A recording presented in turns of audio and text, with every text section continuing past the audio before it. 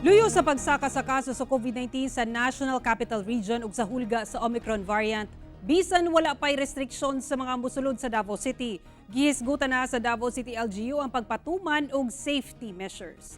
Ani report ni Sheila Vergara Rubio. Sa gidahuman nga post-holiday surge nga mahitabo sa Davao City, gituhuan ni Mayor Inday Sara Duterte nga dili imposible nga makasulod ang Omicron COVID-19 variant sa syudad. Kini ilabi na nga dunay movement ang katawhan.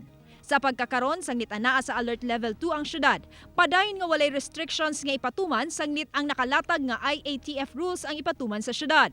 Sumala sa mayor nga mas gapanawagan sila karon nga magpabakuna o magpa-booster ang katawhan. Ang importante lang, as I said, sa surge is ang kanang maging severe and critical ang isa ka tao because magtapok, magdasok dinha sa hospital and mag-iluganay ta sa critical care na facilities sa ato ang mga hospital. True. So para dili ta maging severe, dili ta maging critical, let us get our booster shots.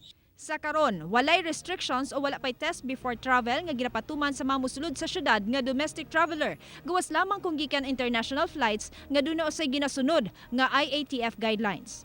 Hinuon, nagpatawag og emergency meeting ang response team cluster sa Davao City Task Force COVID alang sa posibleng dugang nga safety measures nga ipatuman. I-discuss namin yan lahat.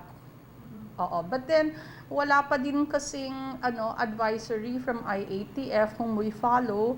But yun nga, later, it will be discussed sa response cluster team na kung ano yung measures na dapat naming gawin.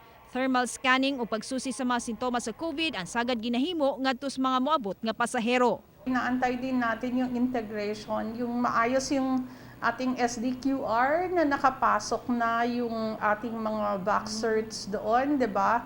Na naka-input na doon yung ating parang vaccination passport.